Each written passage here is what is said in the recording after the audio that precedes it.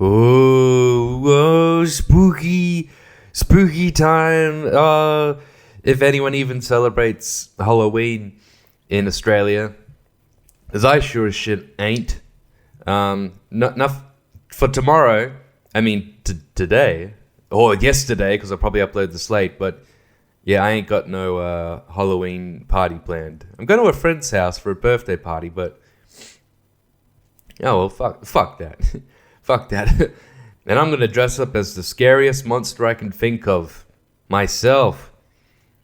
Well, as usual, I haven't really been celebrating Halloween at all. I've just seen the celebration of it occur around me.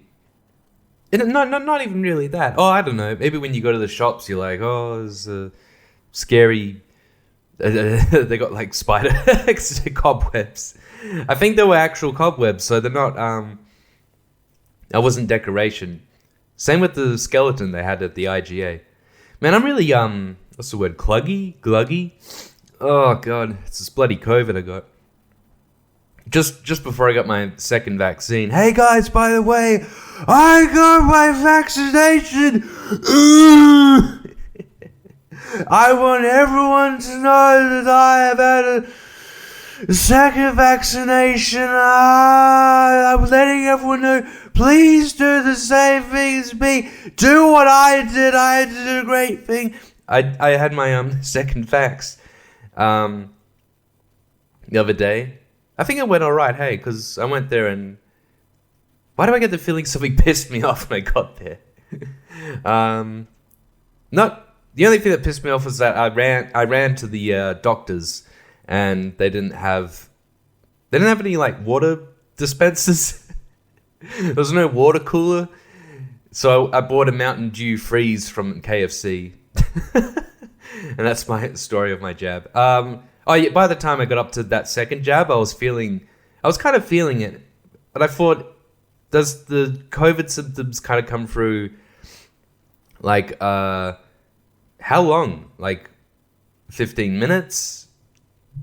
10 days after? Because this was like 2 weeks after the first jab, but I only just started getting it. And I was like, oh, that's weird. Maybe I just had a cold. I don't know. But then I took my second vax and I died. I got a... I guess the cold seemed to get a little more aggressive and it's kind of going away slowly now. I don't know. I mean, if I can be bothered... No, wait. If this is like the vaccine doing its work, do I get antibodies? Either way, I don't care. It just doesn't matter. It's like when I was like, oh, I wonder if I had COVID like last year. And I'm like, who cares? But if I did by now, it's been like a year and a half since the incident where I was really sick last year. So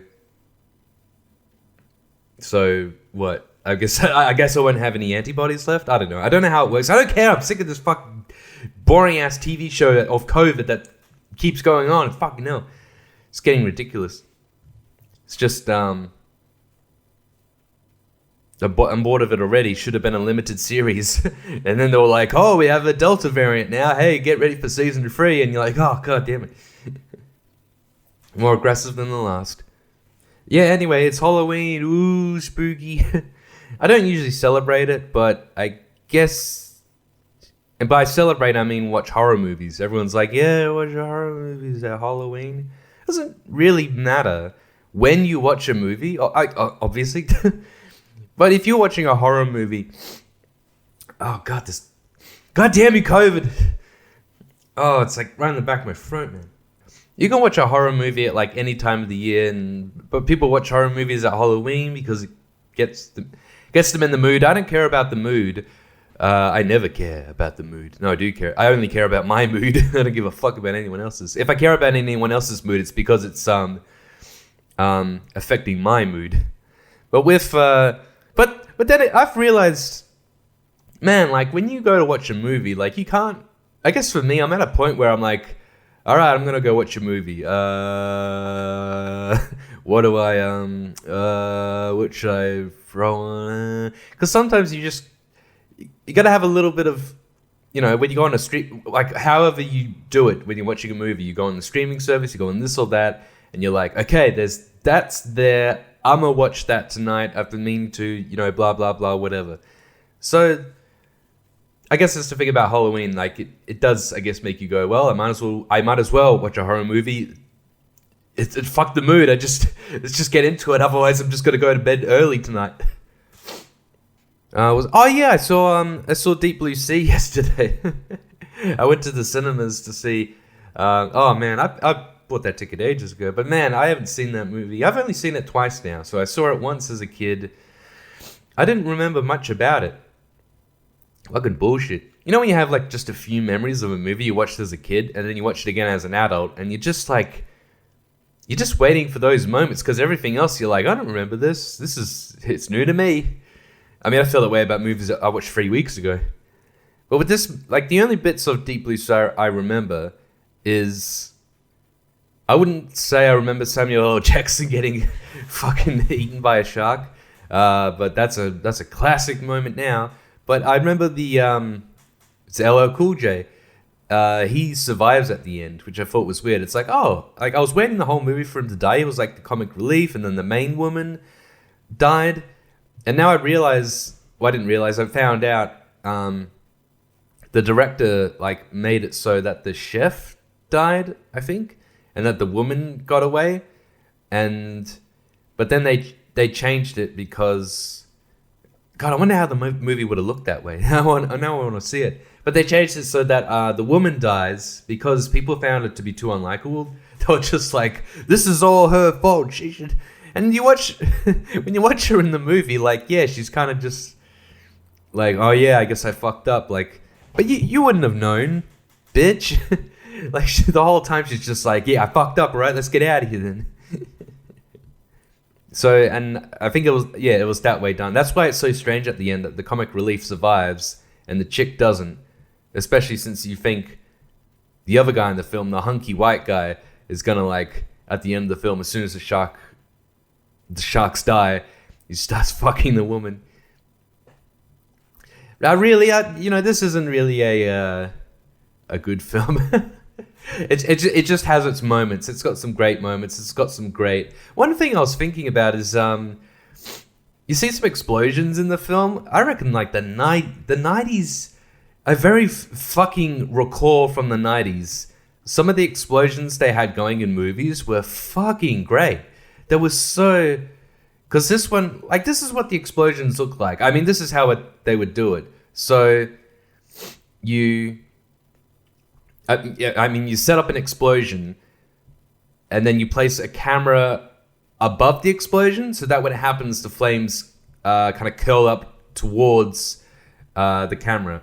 But then this, I guess, kind of looks kind of shitty, I suppose, but then they composite like an actor... in the explosion, like getting blown away by it. Just like what happens to Tony Soprano's sister in this movie. She like all this, like that. Yeah, all this shit's just blowing up, and it's like the sharks are doing it and whatever. And like it blows her up, and she just goes, whoa! It's like that's her dead. Yeah, that was great. Yeah, but I did think like as I was watching that, like you see. Other explosions look a bit different. Like some of them are real, and you're like, "Fuck yeah!" And they look good, nice and orange, nice and big and blasty. I wouldn't say some of them were CGI, but looking at that movie now, I realize how much CGI is in it because, I mean, it came out at a time where CGI was like, it was. Evidently popping, because I do think that like the Star Wars movie, the Phantom Menace, was kind of a big movie for CGI because it was like you can create a whole fucking world in the computer, and it actually looked good in that movie. I won't complain about the effects that much. In fact, the puppetry effects look terrible in that fucking movie, so fuck that. But anyway, the CGI in Deep Blue Sea is like underwater. I think they had like scenes where it's like point of view of the sharks swimming around in the water. So yeah, that kind of CGI kind of works because you can't see very clearly, so they can kind of muddle it a bit. It's that whole thing. Speaking of like this whole shark point of view thing, I remember like I think it was for the movie Tremors. Roger Ebert in his review said, "Well, why is it?" I think it was Tremors or something or Critters. I don't know, but like the worms, they have like POV shots, and Roger Ebert's like, "How could they have a POV shot when worms can't see?" It's like, you fucking movie pleb. I kind of understand, but obviously, and he probably just said that just to try and sound smart and whatever. But a POV shot can, if you think about it, be from right in front of your eyes rather than actually your eyes. If it is, I haven't seen the movie. If it is actually their eyes, then I guess they fucked up, and I hope someone got fired for that blunder.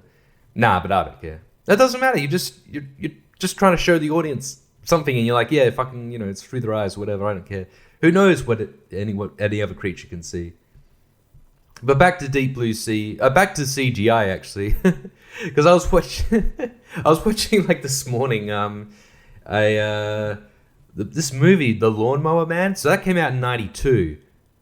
Like, yeah, the '90s really were like the decade when CGI kind of it had to pop. Like you go from like the good ones like Terminator 2 to Phantom Menace. You see like what's changed over that decade.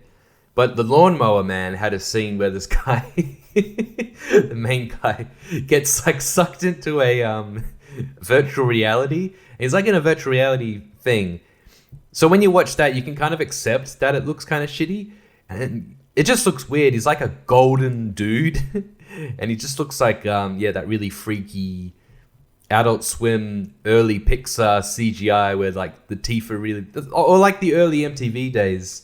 You saw some of the, those CGI things that probably took like weeks to render. They look really shitty. People were amazed by them back in the day.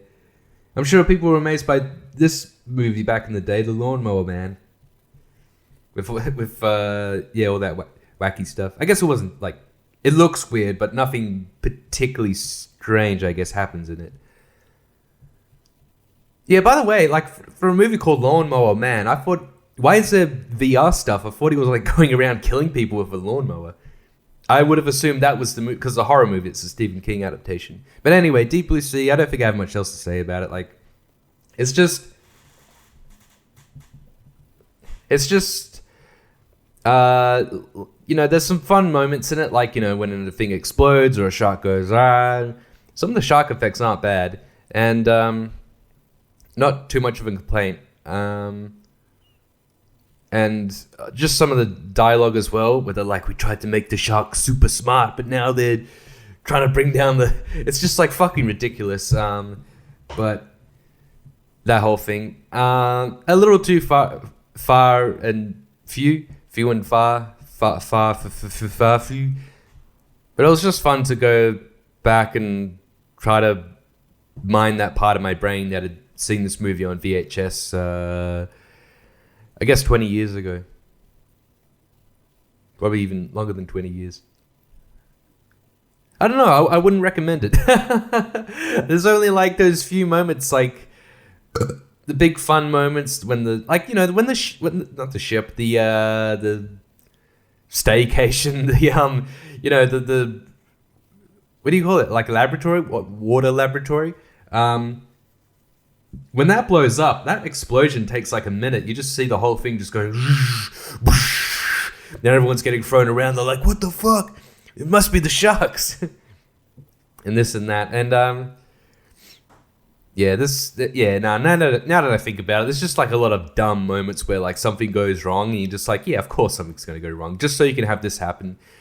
And then, like, there was a bit where a shark like throws a guy up against the window and it breaks and water comes through and everyone's like, we gotta get out of here. And I'm like, why is the glass so damn fragile? That shit's gotta be more than bulletproof, I'd say. Wouldn't it be for an underwater joint? Maybe it's already got a lot of pressure because of the water. But even still, I just think there would be that they would have made... Well, you know what? It's a fucking stupid movie. It's a stupid, shitty movie, so who cares? They just have to contrive this, so fuck that.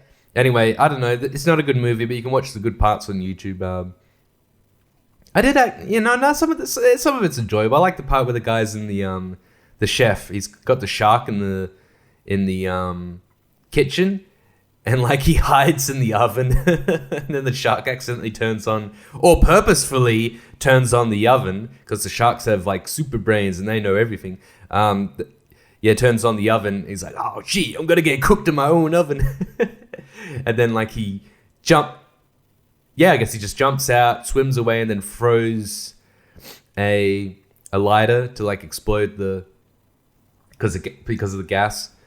Yeah, and the other bit where the woman's like dealing with the shark as well. Yeah, but those are like there's 3 shark deaths or shark moments in the film. Obviously, you're gonna have like all the stuff with the water and everything, like, oh no, don't want to drown, and look out for the water and and all that sort of thing. But there is like only the 3 sharks, I think. Well, that's what I read. I read on IMDb that each shark death is matches how the sharks die in each of the first 3 Jaws movies. But wait a minute, why wasn't there a 4th Jaws death? How did the shark die in the 4th one? I don't know. I haven't seen the Jaws movies. Okay, I'm not wasting my time with all these darn shark movies. Anyway, it was a cool night. I like that cinema thing because they also played some movie trailers from back in the day. Oh man, I remember these films. Anaconda, Lake Placid, Deep Rising. Deep Rising, yeah. I never watched that film, but it had I don't know. I just remember as a kid, like there were certain instances where I'd watch a lot of trailers. I guess I remember one time I went to Las Vegas with my parents and they went out gambling and I was just like in the hotel room and I fucking loved it. I was just there with like Pringles and I had the hotel channels, like one of them was just movie trailers and they had about like 18 or however many and played them over and over and I was just watching those over and over. So I think that's where that was. But Anaconda was a movie, I was going to say a great movie. I remember watching it as a kid. I remember that. I only remember like 2 moments from that movie. The bit where John Voight gets spat out by an anaconda, then he winks, and I'm like, "Oh, he's gonna show up in the sequel." I wonder if he did. Is he dead yet? And was the other one Lake Placid? That movie was boring. Fuck that movie. I didn't like that shit. Fuck Lake Placid. Fuck alligators or crocodiles or whatever the fuck they are. So with the horror movies, I swear I've been watching horror movies. All right, I'll just quickly list off some real quick recs, because and one not so rec, I guess. Because I did, start watching horror movies for this Halloween, because, I'm like, oh, what the fuck do I watch? So I sneed out a few. All right, I'll quickly list them off. All right, firstly, by the way, I got Shudder. I'll talk about that in a sec. But I got, I got that, and I watched the Greasy Strangler on there because my friends were recommending it to me. I also remember doing shrooms with them, and I was watching the trailer and cracking my boner with laughter, really cracking up at the trailer. Even though I think the trailer has some footage that isn't in the movie. But either way, I really like this movie. It's pretty good. It's like a... Well, on this streaming service, Shudder, it's a horror streaming service, so it's like, only horror movies, but I think they kind of stretch what they mean by horror in some ways. Yeah. But it's mostly horror. I mean, they got fuck all movies, really, in the Australian catalogue. But anyway, they had that Greasy Strangler there, and I'm like, okay, it's not scary at all. It's kind of a horror film. I do like the way that it kind of is, I don't know, it's pretty subversive, I guess, for a, whatever you call it, like stalker kind of film where it's like, oh, someone's going around killing people, blah, blah, blah. You have that. What's great is that this film starts off immediately, like the old dude in it, he's like, you probably think I'm the Greasy Strangler. And then it turns out he is. It turns out like 20 minutes into the film that he is the Greasy Strangler. So like immediately they say it, they mention it. It's not like there's a big build up to it. And then there's like a bit where these guys are hanging out at a vending machine, getting potato chips, and then you see them look over, and then it cuts to like the Greasy Strangler. It's the first time you see him, and he's just walking towards them. He's just walking towards the camera. He's not in like darkness or anything. He just walks up and punches the guy in the face so hard that like his face caves in. It just gets like immediately into it, and you're like, oh, that's the old guy. And then it's sort of going over. So the old guy, his son, and his son is like 30 or 40 something, and then he starts having a relationship with this woman, but then the woman starts getting... the old man tells his son that he wants to date the woman instead, or otherwise he's going to evict him. And you're like, huh. And it's weird, because the woman, like... I want to say this is a weird movie, and I don't mean weird as in like it doesn't make sense at all. In terms that it makes sense, but it's not quite connected there. Like, it takes some weird turns, and I really like them. It's not... because I think it would be bullshit if this movie was a bit more like, ooh, weird, like zany and that kind of thing. I don't think this is too zany. Like, the weirdness makes sense. But anyway, this woman character is weird because I've seen it a million times in the film, in a film where if you have two male characters and a female character and they're like competing for her love, that kind of thing. We've all seen that a million times. In this movie, it's strange because the woman, she starts going out with the dad, and then she seems to like the dad more, and then she's just really nasty about it to the guy. She's like, what did I say? Hootie tootie, disco cutie. And then she starts actually going out with the son again, and you're like, what the fuck? And then I might as well spoil the film. The Greasy Strangler. Then his son becomes the Greasy Strangler as well, simply by dipping himself in grease. And then they tear out this woman's eyes and eat them in the cinema. And I guess she dies. And then they go out into the woods. And so, yeah, watching that, I was like, I gotta say, I wasn't expecting it like this. You kind of think a bit more traditional. It's like the woman's like, I'll be with neither of you. Oh, and then the father and son have their moment together, and they actually do have their moment together towards the end, but it's done in a different kind of way. It kind of shows how they're getting into a primitive state. I gotta say, like, I'm really talking this film up in a analytical sense. It is really funny. It's just whenever I watch comedy films, I'm like, that was funny, but I can't remember the jokes. I just remember the potato chip.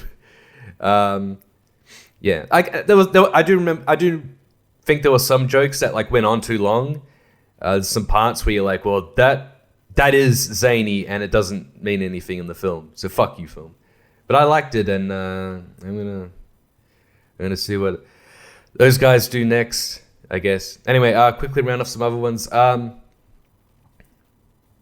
Check out The Empty Man. That was a cool film. Like most of these films, I don't know anything about them. As I go in, I'm like, I don't know. I just hear people talking about them.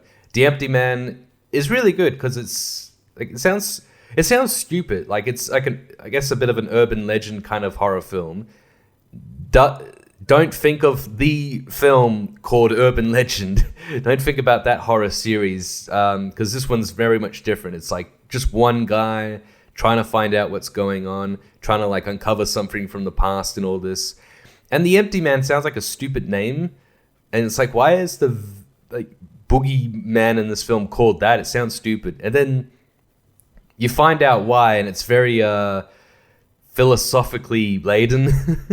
There's quite a bit of like a philosophy that's espoused in this film by this like cult who are trying to summon the empty man or like keep him in the body of this guy who's in a coma who had an experience with him 20 years ago and this kind of thing. It gets a bit much towards the end. At the end, like there's a thing that happens where one of the characters is like, it was all you. It's all about you. Doesn't ruin the film too much, but I didn't need that. But aside from that, yeah, I thought this was like a really good kind of take on an urban legend rather than it just being like a bunch of teenagers like, oh my god, we're gonna get out of here, but first blow me. It was instead this guy, not a fairly serious film, not too many what do you call it, comic relief moments.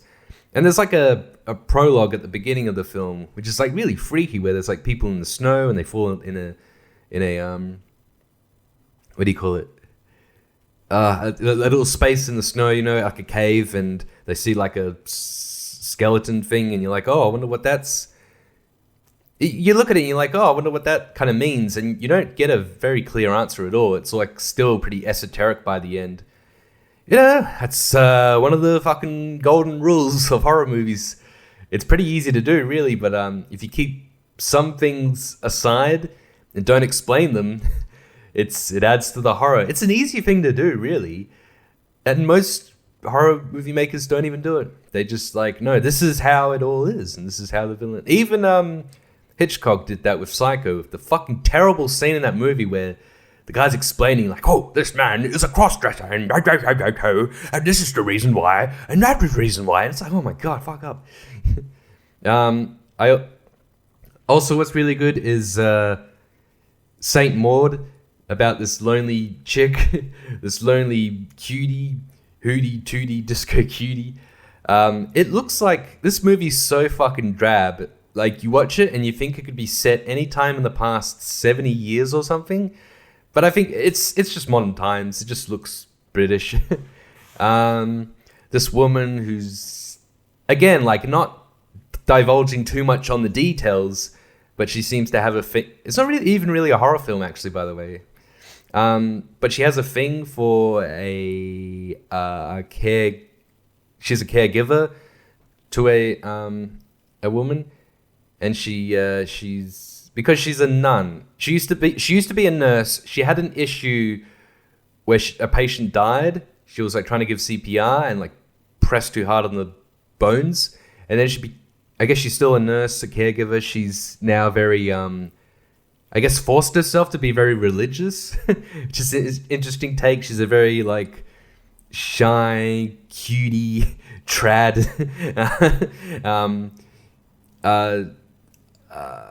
introverted, isolated person. She has like jealousy and envy issues with this woman who she kind of like, I think, wants to be with.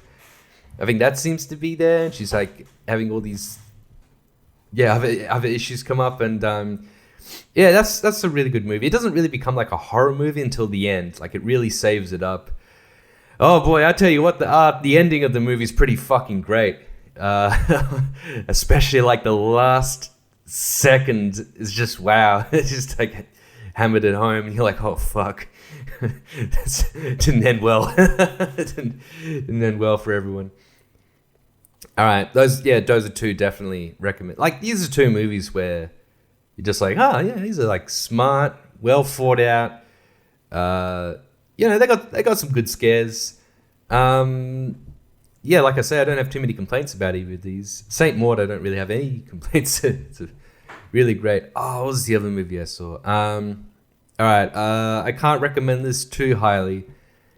One Cut of the Dead, which is a totally stupid name for a movie. As soon as I saw this movie, I mean, like, heard of its existence, I thought, oh god, that's dumb. So what, shot in one take? I don't give a fuck, man. I don't give a fuck about these one take things. But with this movie, it is different. It's just that I guess it required a bit of patience from me watching it, but I think it was pretty cleverly done. Spoilers, I didn't know anything I didn't really know much about this movie. I didn't know how it was set up. So this is what it is. So the first 30 minutes is like, it's kind of done like where it looks like they're shooting a zombie movie. It's done in one take, and you see them like running around going, oh, zombies. And that goes on for 30 minutes until the zombie dies. And then like the cut ends, and then it starts showing like regular kind of movie footage, and you're like, huh, right.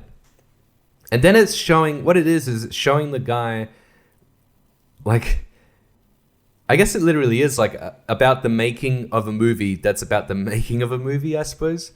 But it shows the guy, he's the director. He's told that he has to do like this zombie movie, has to be done in one shot, and it has to be one take because it's being broadcast live. for whatever reason. You know, that's just its gimmick in it. So when you've watched that first third of the movie, those 30 minutes where you're just watching those, like the one take, I was watching it and just thinking, you know, this isn't interesting, this is boring. There seemed to be some weird moments, and I was like, that's also weird. And then you realize, because in the last third of the movie, what you're watching now is that take being shot by the film crew, and then you see all the stuff going on behind the scenes that were like causing problems. Like one of the guy gets too drunk, another guy has to take a shit, you know, and they're supposed to be actors as zombies, and you see the things going wrong, and you're like, oh, so that's why things seemed weird initially when we were actually first watching that one cut. So yeah, it's cool. It's cool, and for that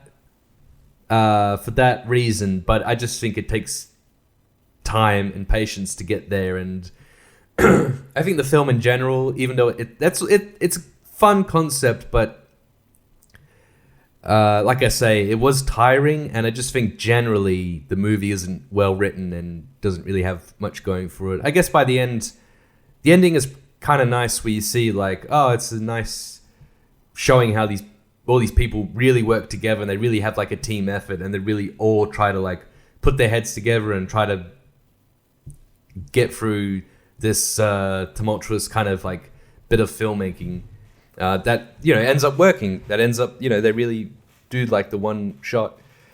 So yeah, I don't know. I'll never watch it again. Let's just say that. I guess I couldn't do it. I think I have one more recommendation. The last one is, and this may be the highest one, but I was watching the TV show The Shivering Truth. All I gotta say is just watch this fucking show from the PFFR guys who did Xavier and Wonder shows and two of the greatest comedy shows ever. So I'd been meaning to watch this show for a while. You know, it is really funny. It's got some like really great moments, some really great lines, but it's just so like, it's done in claymation, and the claymation is just done in such a really terrific, impressive way. I love the animation in this. It just looks more like a lot more craft has gone into this than those other two previous shows. It just seems like a lot of hard work has gone into this, and it's just some like weird scenarios. Because each episode's different. Each episode kind of deals with a different kind of existential crisis going for like this one character, and like how it shows. Like there's this one kid who like has neglectful parents, and he gets like a wound in his arm, and then the arm becomes sentient, and it's like a mouth. It like requests to be like, he has to like breastfeed it. and then he like breastfeeds using his other nipple, and there's chili coming out, and the wound's like, ooh, chili hot. Wow. And you're like, oh damn, it's really crazy. And then like it suddenly moves into like something, I guess it never really gets too serious, but there is like a serious underlying thing going on in that, I suppose. And something that I've been thinking about recently, like I've just been randomly in my stoned way thinking of like, imagine walking outside, you look up into the open sky, and then you see a world just like ours as it is come crashing towards this earth. And as it's coming down, and you're like, oh fuck, this is it. It crashes right on you, and the part of the world that's crashing is like you see yourself. So as the world comes down to you, you on the other world crashes into you. I was thinking about that, and like, whoa, that's a crazy scenario, and that happens in an episode. Whoa, great minds speak alike. Stoned minds think alike. So yeah, I guess that's cool, and that's the power of claymation for you. I don't really have too much else to say. I just think it's really extraordinarily written and very strange. A bit more strange for its own sake, but it is kind of, I don't know, a lot of stuff going on in the show kind of gives off the impression that it's very satirical and metaphorical, all of the craziness in it. So definitely give that a watch. As for all these other fucking movies that I've meant to be watching, I've realized now, like, over the past month, this October, it seems all these, all these movies that got like, I guess COVID-19 delayed and now they're coming out. Bond movie, June, Halloween, and I think there were some other ones. Oh, Ghostbusters maybe? Well, that's not out yet. But but these 3 films specifically, like, look, they're still not out yet. Here, except I think Halloween came out yesterday. I think. I'm not watching that. It sounds terrible. But they got released in England and America and every other fucking country on this goddamn planet except for Australia. Australia comes last, literally. Like, how bad are the eastern states? I thought they were doing well now. I thought we cured COVID anyway. Isn't that we have a vaccine? Everyone's like, yeah, the vaccine, if I can do everything, can't you get a VB and you bite away. Just to counteract the fucking effects, in a sense. But yeah, literally, I go on IMDb and I click on the release date for, like, these movies. And I'm scrolling down, it's like, it has the premiere, it's like a little bit of a staggered release. Like, kind of coming out, like, bit by bit in different countries. So, new James Bond and the June movie, they came out, like, early October, right? In, like, England, America, Estonia, Czech Republic, all this. And then, like, you see December and it's like, oh yeah, December 2nd. Fuck you. And Australia's literally last. Fuck, man. I wonder if Japan's even later, because that's something I used to notice. Like, Japan used to always get their fucking movies late. Sometimes, like, 4 months later. I'd be like, oh, that's weird, though. Why would Japan be so far behind? It doesn't make sense, honestly. But this makes me think to last year, when there were movies being... a lot of the bigger ones, I guess, were just postponed. But some of the smaller ones, they were just like, oh shit, we can't, where are we going to release this? And Netflix was just like, oh, we'll give you some money. And like, all right, cool. So it ends up on Netflix or whatever streaming service and comes out. And if it's, a new film being released, I guess exclusively on these streaming services, then it gets an international release.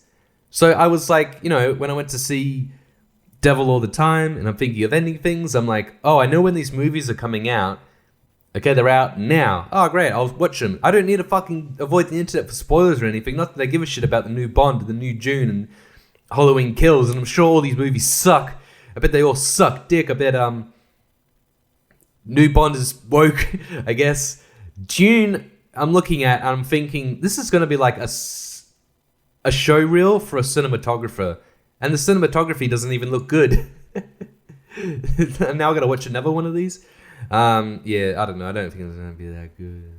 I haven't read the books, but I saw the original movie and that was fucking terrible. Now I had David Lynch directing, but he couldn't even make it good. The movie was stupid, man. I don't know. I don't remember much about it. Yeah, so anyway, fuck all the staggered release. I mean, how do these cinemas think that... You have all these people saying like, oh, no, fuck streaming, man. It's all about the cinemas. Like, I'm trying to be on your side, but how can I be when streaming services seem to be way, way more convenient? And people do want the convenience. I mean, it's not just convenient. It's like you're getting the product. I guess I just understand, like, streaming services don't have a limited capacity. COVID-19 reference. They don't exactly have, like, they can have as many movies. I mean, I guess logistically they can't. But in a sense, you understand what I mean. And there's no, like, physical, like, object representing the movie. All it is like data on a server. And that's very small and just wherever it is. So that's all that is. But a movie, and movies are much smaller now. It used to be like 8 huge ass reels they had to take around. Now it's just a hard drive in a little box. And even still, they're fucking around. I mean, I guess it's because they still have limited number of cinemas, screens, that is, to be playing movies at once. And they can't just play whatever the fuck they want because they still need to, I suppose, make sure that the screens are getting filled. Otherwise, they won't play anything. But it can't cost money to simply screen the movie from that hard drive. I don't know. I've never worked in a cinema. I wish I did, but they wouldn't give me a job because I'm gay. Yeah, so I guess I understand that issue. I'm trying, man. I'm trying to fucking keep cinemas alive. And I don't know why, because I could do without.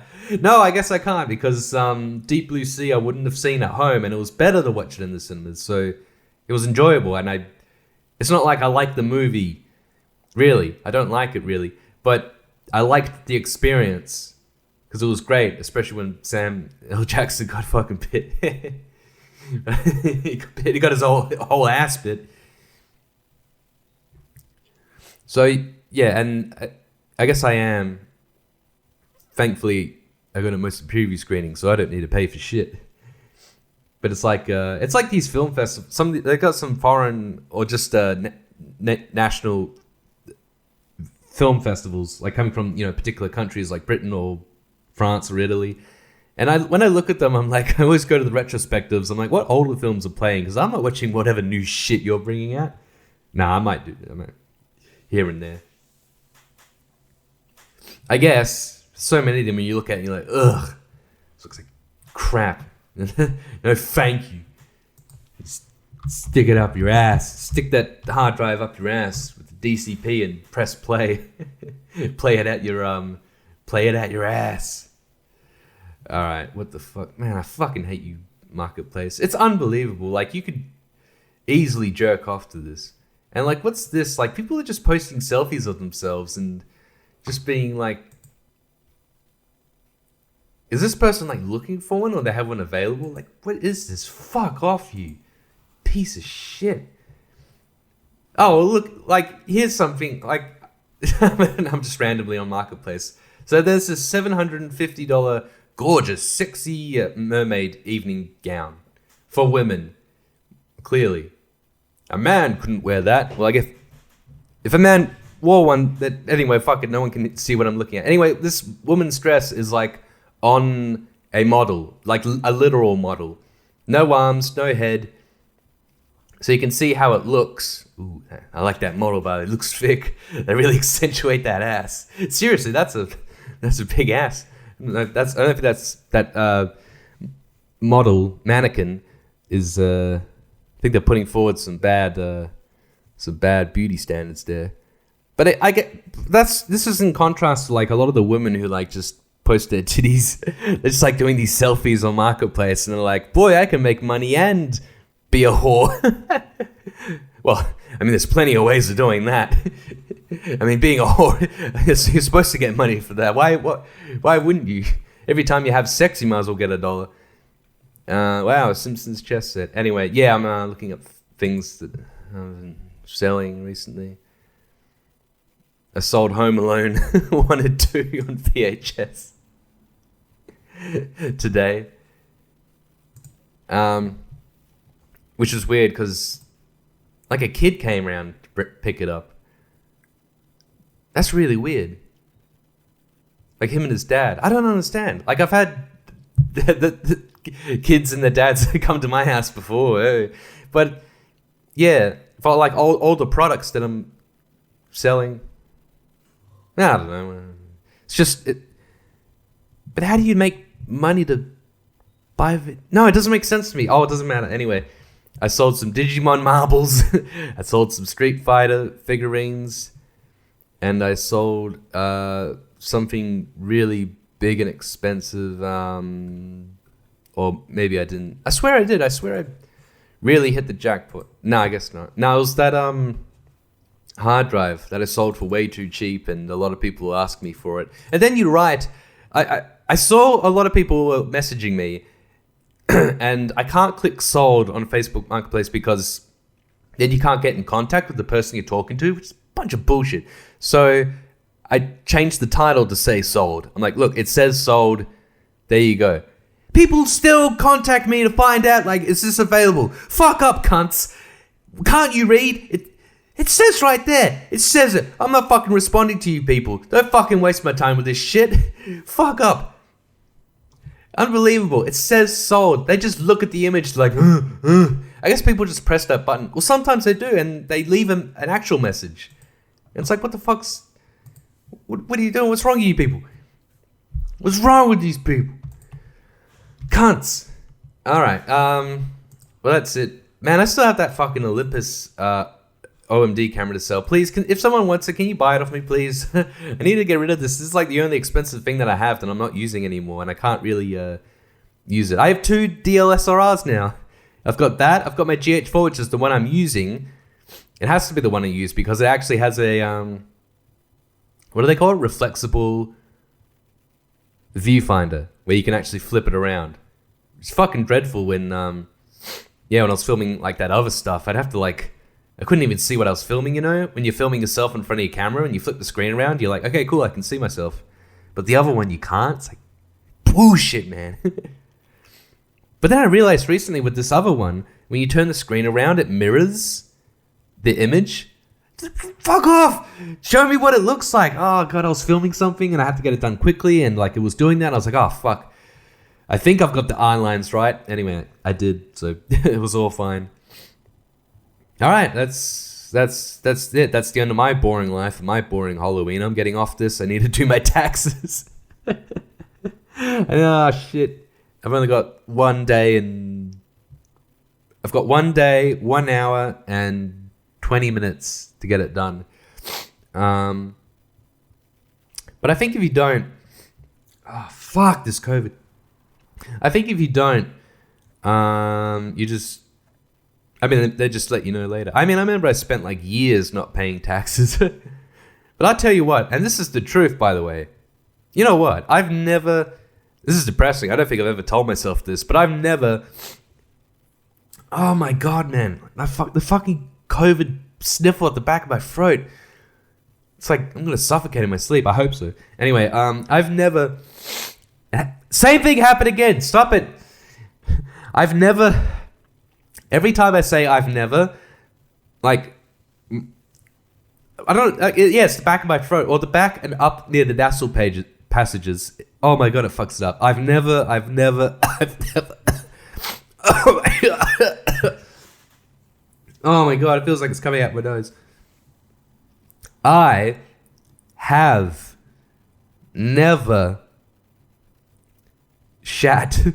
I have never made enough money in my adult life, like per financial year, or any year, to have made enough to pay taxes. Like, I would say nowhere near enough. You only need to make $16,000 a year, but I make nowhere near. I don't even make $1,600. I have legit not made $1,600. I don't think I have this year. No, I have, but that money had to be put into Centrelink anyway, so yeah. I have made $1,600, but it was not a net profit of $1,600. It was a net profit of $0. In fact, it was a net deficit, is that the term? Of $400. So thank you, fucking Inaloo Sportsman Club Inc. for fucking me out of that money. You fucking dog cunts. At least I'm working somewhere else now, and I can't wait to get fired from there. Anyway, I'm stopping this. I'm sick of talking. This whole nose situation is no good. And I'm not even, like, contagious, so I can't go around giving it to my enemies. This is bullshit. I have no power in this world. Anyway, this has been the David Morgan Brown Experience, episode, I don't care, 37. 36, is it? Nah, that can't be right, cunt. That can't be, cunt. That can't be right, can't. I guess it is. Anyway, yeah, it is. I think it's been a while since I made a podcast. That's because fuck all happens in my life. Apart from getting the vaccine. I have a vaccine. Hey guys, just a reminder, you should get a vaccine. You won't get the fucking vaccine. You'll get it, or I'll kill you. I'll stick it up your ass, sideways, break it off, and I'll stick it on you, break it off. Alright, I will stick it in your ass.